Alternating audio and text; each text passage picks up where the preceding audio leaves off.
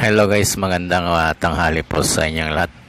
Nandito po tayo ngayon sa Muntinlupa pero makikita nyo pa napakaganda ng lugar para tayong nasa bundok. Nagatid tayo dito ng items sa isang lugar dito sa Muntinlupa. Isa po itong village na medyo magandang village po ito. Kaya lang itong area na to ay hindi pa yata inaabot ng masyado ng mga tao. May malaking bahay dito kaya lang hindi siya simentado. Ayan, makikita nyo po sa aking dadaanan. Siya nga pala guys, nasa loob lang tayo ng Muntinlupa City. Dito po kasi tayo nakatira kung saan malapit lang tayo rito. Ayan po, maraming puno, presko pong area na to. Medyo kumbaga virgin pa yung forest niya. Yung mga kahoy dito ang malalaki.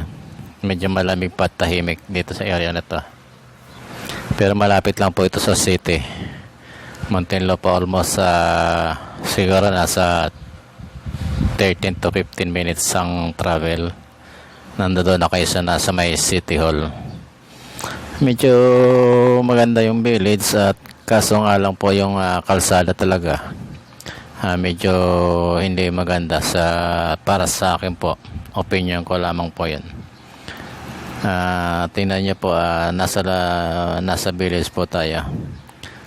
Pag dating po natin dyan sa dulo, kakaliwa na po tayo. Papunta na po tayo ng ayan, kaliwa na po tayo. Nasa main road na po tayo. Ito po, medyo maganda na po ang bahay dito. Medyo malalaki-laki na ng konti. Main road po ito. Sa mga kasama natin, mga rider or mga nagmamaniho ng dalawang gulong, konting ingat lamang po. Hindi po tayo nalalayo doon sa mga nagtatrabaho sa initan po. Umulan uminit man po ay nasa lansangan pa rin tayo para kumita kahit ng maliit na kahit barya man lang man po.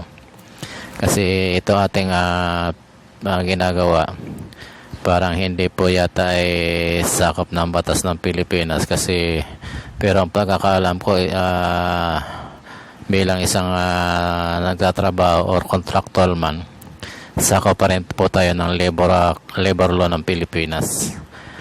Ito kasi yung sa mahal ng gasolina ngayon mga paps, hindi na sumasapat yung kinikita ng isang rider. Kaya medyo mahirap po Tulad na lamang ng nasa lansangan ka. Buong akala ko hindi kumaabot ang mga lugar na ito. Kasi nung tayo nagtatrabaho pa, sa loob lang tayo ng isang kumpanya, paikot-ikot, doon lang po tayo. Napakahirap ko. Kaya manalig na lang man po tayo sa Panginoon Diyos dahil yun na lamang po ang magiging kaagapay natin sa araw-araw natin pagbiyahe. Basta mag-iingat po tayo. Sana po lagi tayong ligtas sa araw-araw. Doon sa mga riders, na mga kamote riders, mag-iingat po tayo. Hindi lang man po tayo ang gumagamit ng kalsada. Mag-iingat po tayo sa pagmamaneho.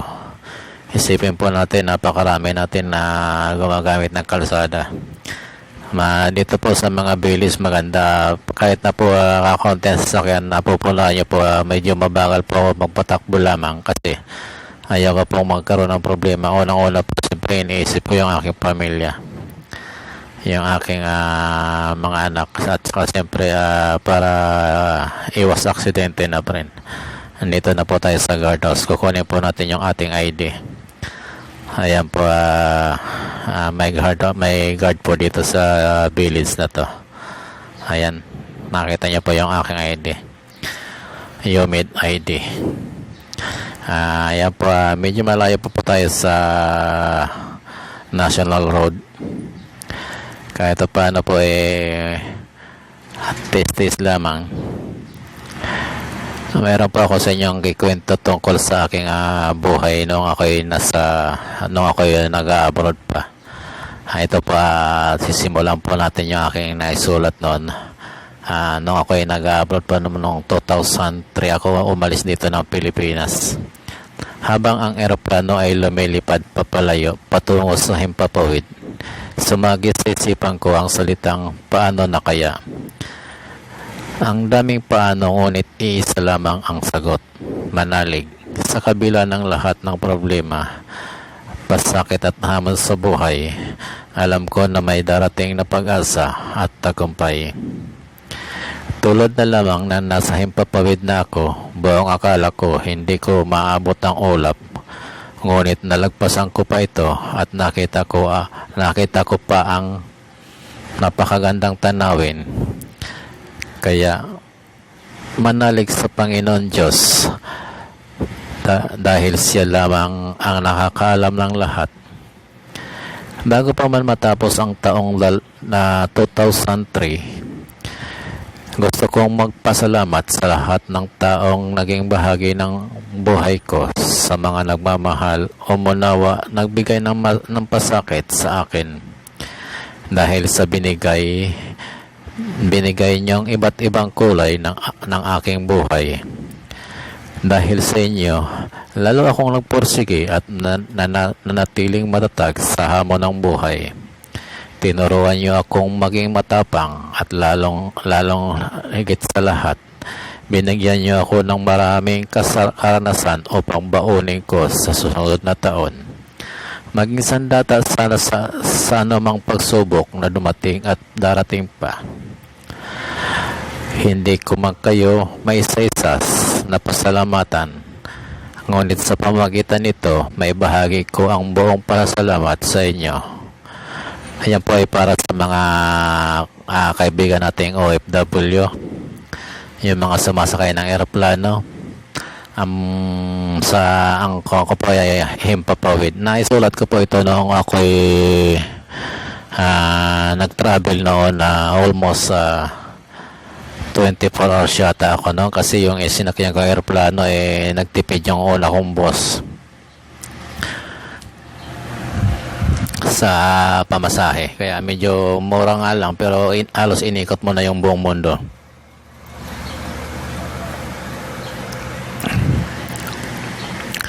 Yung bang buhay sa abroad na naranasan natin kumbaga hindi mo ma-explain. Yung bang habang kumakain ka hindi natin masabi na ay lalaki ako, hindi ako iiyak Yung bang kumakain ka mag-isa, hindi mo lanok yung pagkain dahil sa lungkot. Sa lungkot sa pamilya, kasi may pamilya na tayo nung umalis tayo dito at malilito yung mga anak natin. Napakalungkot ng buhay ng mga OFW.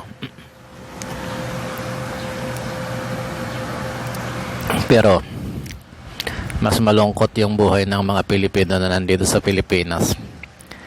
Bakit kaya? At isipin nyo, nasa sariling bansa kayo. Nasa sariling bansa tayo. Ang kita natin dito kulang pa pangkain ng pamilya.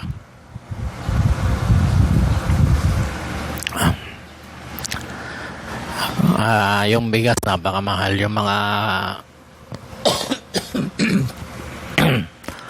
yung ulam, napakamahal. Grabe. Tapos ngayon wala kang trabaho. Hindi ko alam kung paano ang buhay dito sa Pilipinas. Sana sa susunod na administration magkaroon na ng magandang kinabukasan yung mga kabataan. Nasa mid ako. Paisa na mga guys, nasa mid si Hus. Maghanap tayo na lang ng music kasi mahaba pa to. Bilang isang rider napakahirap ng buhay lalo na kung tag-ulan, uminit sa kalsada ka, doon ka doon ka kakain, tapos lang kikitain mo, kulang pa pambili ng ulam kinabukasan. Ang hirap ng buhay ng mga Pilipino. Tapos mag-election na naman, naway tulungan tayo ng Panginoon makapag-isip yung bang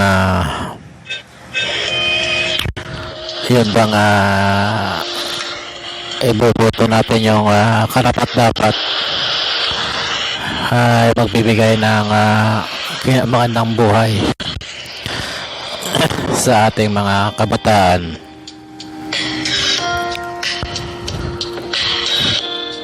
Kaya mga kaibigan, sana sa darating na Mayo, huwag po nating hayaan manaig yung mga politiko na dadalhin tayo sa kumunoy ng kahirapan. Tayo po magdidesisyon sa kinabukasan ng ating kabataan, ng ating mga anak, ng ating mga apo.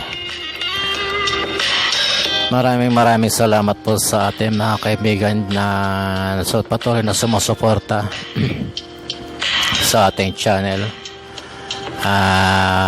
Sa lahat po, sa lahat ng GC or mga groups na patuloy na sumusuporta, salamat po, mag-iingat po tayong lahat.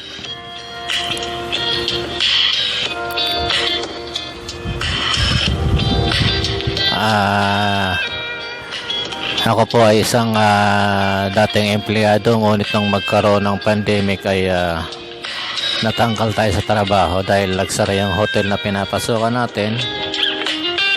Kaya andito tayo ngayon sa kalsada, nakikipagsapalaran. Bagamat mahirap, pinagtsatsagaan po natin na kumita kahit barya. Dahil ang gasolina po sa ngayon ay halos umaabot na ng 74 pesos per liter. Tapos ang bayad po sa mga rider o mga delivery ay napakaliit naman po. Halos barya na lang po natitira. Kasi meron pang pong 20% na binabawas yung mga apps operator, plus yung gasolina. Siyempre kakain ka, lalo pag mainit ganito, magbabaon ka na lang ng tubig para makatipid, or kakain ka ng kung ano mang pwedeng baunin na hindi mapapanis kasi mainit, either itlog na pula or dilata, para hindi mapanis. Kasi alam mo naman, makabilad tayo sa arawan sa buong maghapon.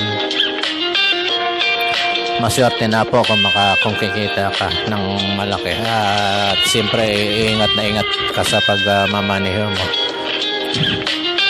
Alas na ngayon.